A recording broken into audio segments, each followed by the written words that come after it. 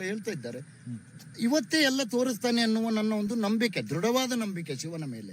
Sir ಬೇರೆ ಬೇರೆ ಏನು ಹೇಳಲಿಕ್ಕೆ ಇಚ್ಛೆ ಪಡ್ತೀರಾ ಸರ್? ಏನಿಲ್ಲ, ಪ್ರಾಕೃತಿಕವಾಗಿ ಪ್ರಕೃತಿ ಚಂದದಲ್ಲಿ ಸಪೋರ್ಟ್ ಮಾಡ್ತಾ ಇದೆ. ಇದೇ ನಿಯತ್ತಿನಿಂದ ಮೋಹಂತಿ ಸಾಹೇಬ್ರು ಎಲ್ಲರಿಗೂ ನಾನು ನಿಮ್ಗೆ ತುಂಬಾ ಧನ್ಯವಾದ ಹೇಳ್ತೇನೆ, ಅಧಿಕಾರಿಗಳಿಗೆ. ಸರ್, ನಿಯತ್ತಿನಿಂದ ಸತ್ಯವನ್ನ ಹೊರಗೆ ಹಾಕಿ, ಭ್ರಷ್ಟಾಚಾರಿಗಳನ್ನು ಹೊರಗೆ ಹಾಕಿ, ಸತ್ಯವನ್ನ ಹೊರಗೆ ಹಾಕಿ, ನ್ಯಾಯವನ್ನ ತೋರಿಸಿ. ಇಡೀ ಭೂಮಂಡಲ ನೋಡ್ತಾ ಇದೆ, ಇಡೀ ವಿಶ್ವ ನೋಡ್ತಾ ಇದೆ ನಮ್ಮ ಧರ್ಮಸ್ಥಳವನ್ನ.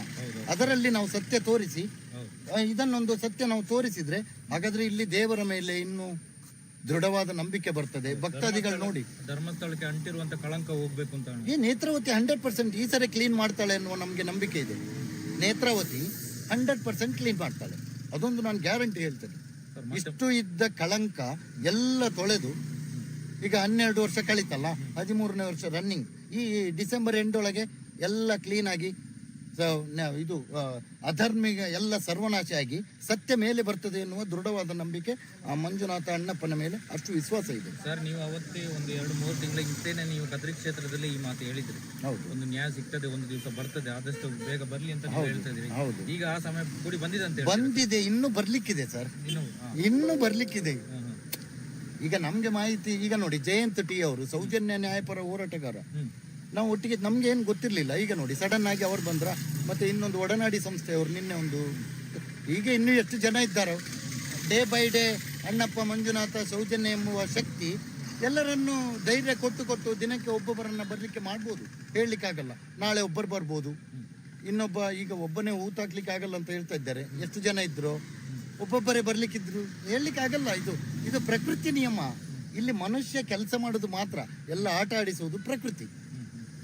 ನಾನು ಅಷ್ಟೇ ಹೇಳುದು ಸರ್. ಈಗ SIT ತಂಡದವರ ಮೇಲೆ ಕೆಲವೊಂದು ಆರೋಪ ಬರ್ತಾ ಇದೆ, ಇವರು ಮುಚ್ಚ ಹಾಕೋದಿಕ್ಕೆ ಈ ತರ ಎಲ್ಲ ಒಂದು ನೋಡಿ. ಆ ಅಧಿಕಾರಿ ಮೇಲೆ ಒಂದು ಅಧಿಕಾರಿ ಮಂಜುನಾಥ್ ಗೌಡ್ರ ಅಂತ ಒಂದು, ಇನ್ನೊಬ್ಬರು ಕೇಶವ್ ನಾಯ್ಕ, ನಾವು ಅವರ ಹೆಸರು, ಇನ್ನೊಂದು ಪೊಲೀಸ್ನವರು, ಅವರು 2 ಜನದ ಮೇಲೆ ಅಪವಾದ ಬಂತಲ್ಲ, ಅವರನ್ನು ತೆಗೆದಿಟ್ಟು ಹೊರಗಡೆ ಇಟ್ಟಿದ್ದಾರೆ ಅಂತ ಏನೋ ಆಫೀಸಲ್ಲಿ ಕೂತ್ಕೊಳಿಸಿದ್ದಾರೆ ಏನೋ ಒಂದು ಮಾಹಿತಿ, ನಮಗೆ ಅಧಿಕೃತವಾಗಿ ಅಲ್ಲ, ನಮಗೆ ಒಂದು ಮಾಹಿತಿ ಬಂದಿದೆ.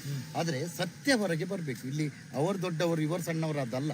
ನ್ಯಾಯ, ಸತ್ಯ ಇದನ್ನು ಹೊರಗೆ ತಂದ್ರೆ ಅದೇ ನಾವು ಬೇಡಿಕೊಳ್ಳುದು. ಸರ್ಕಾರಕ್ಕೂ ಅಷ್ಟೇ, ಅಧಿಕಾರಿಗಳಿಗೂ ಅಷ್ಟೇ.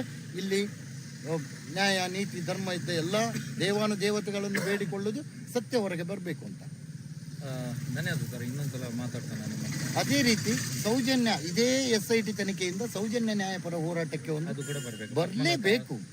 ಇಲ್ಲದಿದ್ರೆ ಅದಕ್ಕೋಸ್ಕರ ಪುನಃ ನಾವು ಹೋರಾಟ, ಅದೆಲ್ಲ ತಪ್ಪಲ್ಲ, ಇದರಲ್ಲೇ ಮುಗಿಸ್ಬೇಕು ಅನ್ನೋ ಒಂದು ಉದ್ದೇಶ. Thank you. Justice for Soujanya, justice for ಬುರುಡೆ. ಧನ್ಯವಾದ ಸರ್. ಇನ್ನೊಂದ್ಸಲ ಮಾತಾಡ್ತೀನಿ.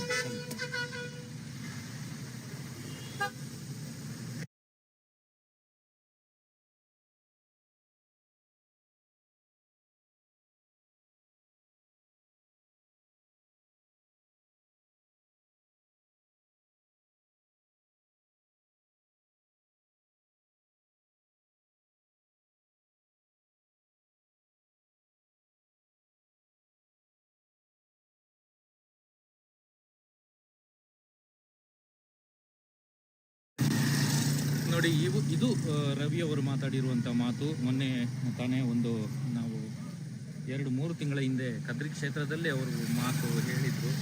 ಇದಕ್ಕೊಂದು ಆದಷ್ಟು ಬೇಗ ಒಂದು ನ್ಯಾಯ ಸಿಗ್ತದೆ, ಅಣ್ಣಪ್ಪ ಮಂಜುನಾಥನೇ ಇದಕ್ಕೆಲ್ಲ ತೋರಿಸಿಕೊಡ್ತಾರೆ ಅನ್ನುವಂಥದ್ದು